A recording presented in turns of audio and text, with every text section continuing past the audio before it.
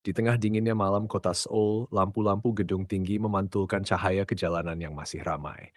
Suara kendaraan terdengar samar, bercampur dengan hembusan angin musim semi yang menusuk kulit. Namun di balik hiruk-pikuk itu, ada satu pemandangan sederhana yang justru mencuri perhatian banyak orang di area latihan klub Hyundai Hill State. Seorang penerjemah muda Indonesia terlihat terus berjalan di samping Mega. Bukan sekadar menemani kerja biasa. Tatapannya penuh perhatian, langkahnya selalu mengikuti, bahkan ketika Mega hanya berhenti sebentar untuk minum atau sekadar menarik napas setelah latihan panjang. Orang-orang mulai memperhatikan. Dia benar-benar menjaga Mega seperti adik sendiri. Kalimat itu perlahan menyebar di media sosial Korea. Banyak fans tersentuh melihat bagaimana hubungan mereka tumbuh bukan hanya sebagai rekan kerja, tetapi seperti keluarga kecil di negeri orang. Mega yang dikenal kuat di lapangan ternyata punya sisi lembut yang jarang terlihat kamera. Dan penerjemah Hyundai itu menjadi salah satu orang yang paling memahami perjuangan Mega selama berada jauh dari Indonesia. Malam itu setelah latihan selesai, para pemain lain sudah lebih dulu masuk ke bus tim. Tetapi Mega masih duduk di bangku pinggir lapangan indoor. Bahunya sedikit turun karena lelah. Keringat masih membasahi dahinya. Penerjemah itu datang membawa minuman hangat. "Kamu belum makan dari siang kan?" tanyanya pelan. Mega tersenyum kecil. "Aku masih kenyang." "Kamu bohong." Mereka tertawa kecil bersama. Momen sederhana itu ternyata diam-diam direkam fans dari kejauhan. Video singkat berdurasi beberapa detik itu langsung viral di Korea dan Indonesia. Banyak yang tersentuh melihat bagaimana Mega terlihat sangat nyaman. Biasanya Mega dikenal garang di lapangan. Smash kerasnya membuat lawan gemetar. Tetapi di luar pertandingan, ia terlihat seperti anak kecil yang akhirnya menemukan tempat aman untuk bersandar. Penerjemah itu duduk di sampingnya tanpa banyak bicara. Kadang hubungan paling tulus memang tidak membutuhkan kata-kata besar. "Aku takut bikin orang kecewa," ucap Mega tiba-tiba sambil menatap lantai. Penerjemah itu langsung menoleh. "Kenapa ngomong begitu?" "Semua berharap aku selalu kuat." Suasana mendadak hening. Banyak orang melihat Mega sebagai monster lapangan, mesin poin Hyundai. Pemain asing yang datang membawa harapan besar, tetapi tidak banyak yang tahu betapa berat tekanan yang ia rasakan setiap hari. Adaptasi bahasa, cuaca berbeda, makanan berbeda, budaya berbeda, jauh dari keluarga. Dan setiap kali pertandingan dimulai, semua orang hanya ingin melihat Mega menang. Penerjemah itu tuh tersenyum pelan. "Kamu nggak harus selalu kuat." Mega terdiam. "Kamu manusia juga." Kalimat sederhana itu justru membuat mata Mega berkaca-kaca. Karena selama ini hampir tidak ada yang benar-benar mengatakan itu padanya. Hari-hari berikutnya, kedekatan mereka makin terlihat jelas. Saat tim berjalan menuju arena pertandingan di Incheon, penerjemah itu selalu memastikan Mega tidak tertinggal. Saat fans berkerumun meminta foto, ia menjaga jarak agar Mega tidak terlalu kelelahan. Bahkan ketika cuaca Korea tiba-tiba turun drastis, ia langsung memberikan jaket tambahan untuk Mega. Fans Korea mulai menjulukinya bodyguard paling lembut Hyundai. Namun yang membuat banyak orang tersentuh adalah cara Mega memperlakukan penerjemah itu juga. Mega tidak pernah menganggapnya bawahan. Ia selalu menunggu bersama sebelum pulang, selalu memastikan penerjemah itu sudah makan, bahkan sering membelikan kopi diam-diam. Hubungan mereka terasa sangat hangat, seperti kakak dan adik yang saling menjaga di negeri asing. Suatu hari setelah pertandingan besar melawan rival kuat Liga Korea, Mega tampil luar biasa. Smash demi smash menghancurkan pertahanan lawan. Penonton berdiri memberi tepuk tangan panjang. Nama Mega menggema satu arena. Tetapi setelah pertandingan selesai, tubuh Mega justru limbung karena kelelahan. Penerjemah Hyundai itu langsung berlari mendekat. "Mega!" Ia memegang bahu Mega dengan panik. Semua kamera langsung tertuju pada mereka. Mega mencoba tersenyum.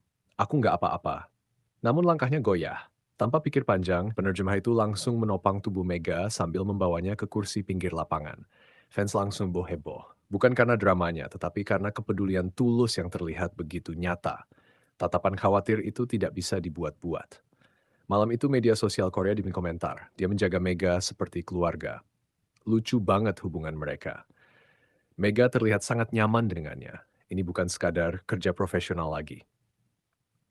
Bahkan beberapa media lokal mulai menulis artikel tentang kedekatan mereka. Tetapi yang paling menyentuh terjadi beberapa hari kemudian. Saat sesi latihan tertutup, Mega mengalami hari buruk. Smashnya berkali-kali keluar, passing berantakan. Wajahnya terlihat frustrasi. Pelatih terus memberi instruksi keras. Mega mulai kehilangan fokus. Setelah latihan selesai, ia duduk sendiri di sudut gym dengan kepala tertunduk. Penerjemah Hyundai itu perlahan mendekat. Tidak langsung bicara, ia hanya duduk di samping Mega. 5 menit, 10 menit, tanpa suara. Lalu Mega akhirnya bicara pelan. Aku capek. Kalimat itu terdengar begitu berat, bukan capek fisik, tetapi capek menahan semuanya sendirian. Penerjemah itu tersenyum kecil. Kalau capek, sandar aja. Mega menoleh pelan. Dan untuk pertama kalinya, Mega benar-benar menyandarkan kepalanya ke bahu orang itu. Momen kecil itu membuat beberapa staf yang melihat langsung terdiam. Karena mereka tahu Mega akhirnya menemukan tempat nyaman di Korea. Sejak saat itu, fans makin gemas melihat interaksi mereka. Saat Mega tertawa, penerjemah itu ikut tertawa. Saat Mega diam, ia tahu harus menemani tak banyak bicara. Saat Mega marah karena permainannya buruk, ia jadi orang pertama yang menenangkan. Banyak orang mulai mengatakan Mega kelihatan jauh lebih bahagia sekarang. Dan memang benar, senyum Mega mulai lebih sering terlihat. Ia tidak lagi tampak terlalu kesepian. Kadang setelah latihan malam, mereka berjalan bersama di sekitar asrama tim sambil membeli camilan minimarket. Mega sering menunjuk makanan Korea dengan wajah bingung. Ini enak nggak?